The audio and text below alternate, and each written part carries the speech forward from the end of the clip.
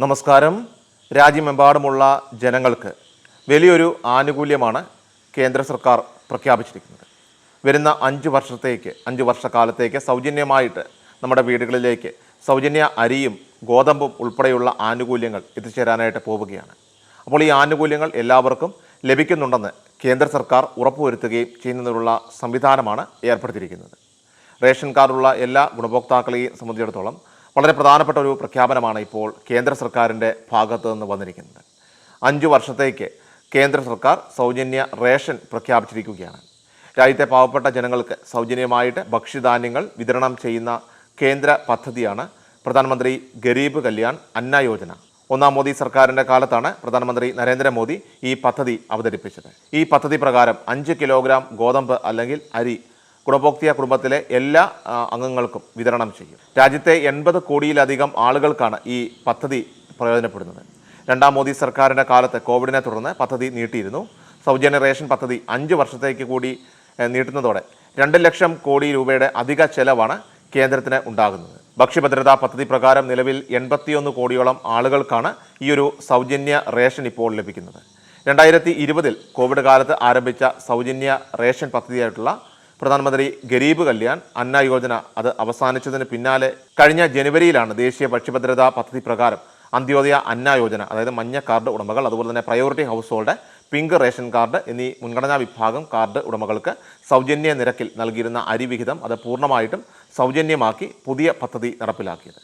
1 വർഷത്തേക്കായിരുന്നു ഇത് നടപ്പിലാക്കിയിരുന്നത്. ഇതിപ്പോൾ നീട്ടിയ സാഹചര്യത്തിൽ മഞ്ഞക്കാർഡ് ഉടമകൾക്ക് 35 കിലോ ഭക്ഷ്യധാന്യമാണ് ലഭിക്കുന്നത്. അതായത് 30 കിലോ അരിയും 5 കിലോ ഗോതമ്പും സൗജന്യമായിട്ട് ലഭിക്കുന്നതാണ്. പിങ്ക് കാർഡിലെ ഓരോ അംഗത്തിനും 4 കിലോ അരിയും 1 കിലോ ഗോതമ്പും സൗജന്യമായിട്ട് ലഭിക്കുന്നുണ്ട്. കേന്ദ്ര സർക്കാരിൻ്റെ ഒരു ജനപ്രിയ പദ്ധതിയാണിത്. അതുകൊണ്ട് തന്നെ ഈ ആനുകൂല്യം നമുക്ക് ലഭിക്കണമെങ്കിൽ കൃത്യമായിട്ടുള്ളൊരു വേരിഫിക്കേഷൻ അത്യാവശ്യമാണ്. അതായത് ബയോമെട്രിക് മസ്റ്ററിങ് പൂർത്തിയാക്കേണ്ടതായിട്ടുണ്ട്. നമ്മുടെ സംസ്ഥാനത്ത് ഏകദേശം 20% ആളുകൾ മാത്രമാണ് ഈ ഒരു കാര്യം മസ്റ്ററിങ് പൂർത്തീകരിച്ചിരിക്കുന്നത്. സംസ്ഥാനത്തെ മഞ്ഞ പിങ്ക് റേഷൻ കാർഡുകളുടെ KYC മസ്റ്ററിങ്, അതായത് മസ്റ്ററിങ് കൊണ്ട് ഉദ്ദേശിക്കുന്നത് നിലവിൽ ആധാർ കാർഡിൽ രേഖപ്പെടുത്തിയിരിക്കുന്നത് പോലെയുള്ള വിരലടയാളം റേഷൻ കടയിലെ പോസ്റ്റ് മെഷീനിലൂടെ അത് റേഷൻ കാർഡിലുള്ള ആൾ തന്നെയാണെന്ന് ഉറപ്പാക്കുകയാണ് ലക്ഷ്യം വയ്ക്കുന്നത്. അതായത് ഈ റേഷൻ കാർഡിലെ അംഗം കേരളത്തിൽ ജീവിച്ചിരിപ്പുണ്ടെന്നും മരണപ്പെടുകയോ അല്ലെങ്കിൽ വിദേശത്ത് പോവുകയോ ഒന്നും ചെയ്തിട്ടില്ലെന്നും ഉറപ്പാക്കുവാനാണ് നടപടി. മരണപ്പെട്ടവരുടെയും കേരളത്തിന് പുറത്തുള്ളവരുടെയും ഒക്കെ പേരിലുള്ള റേഷൻ മറ്റൊരാൾ കൈപ്പറ്റുന്നില്ലെന്ന് ഉറപ്പുവരുത്തുന്നതിനായിട്ടാണ് കേന്ദ്ര സർക്കാർ ഈ ഒരു റേഷൻ മസ്റ്ററിങ് ആവശ്യപ്പെട്ടിരിക്കുന്നത്. നിരവധി കാരണങ്ങൾ മൂലം, പ്രധാനമായിട്ടും സെർവർ തകരാറുകൾക്ക് മൂലം നമ്മുടെ സംസ്ഥാനത്ത് ഈ ഒരു മസ്റ്ററിങ് നിർത്തിവെച്ചിരുന്ന ഒരു സാഹചര്യമായിരുന്നു. ഈ ജൂൺ ജൂലൈ മാസങ്ങളിൽ മസ്റ്ററിങ് പുനരാരംഭിക്കാനാണ് കൂടുതൽ സാധ്യത. ഇപ്പോൾ ഇലക്ഷനൊക്കെ കഴിഞ്ഞ പശ്ചാത്തലത്തിൽ ഈ ജൂൺ മാസം പകുതിയോടെയൊക്കെ ആരംഭിക്കുമെന്നാണ് ഇപ്പോൾ ലഭ്യമാകുന്ന സൂചനകൾ.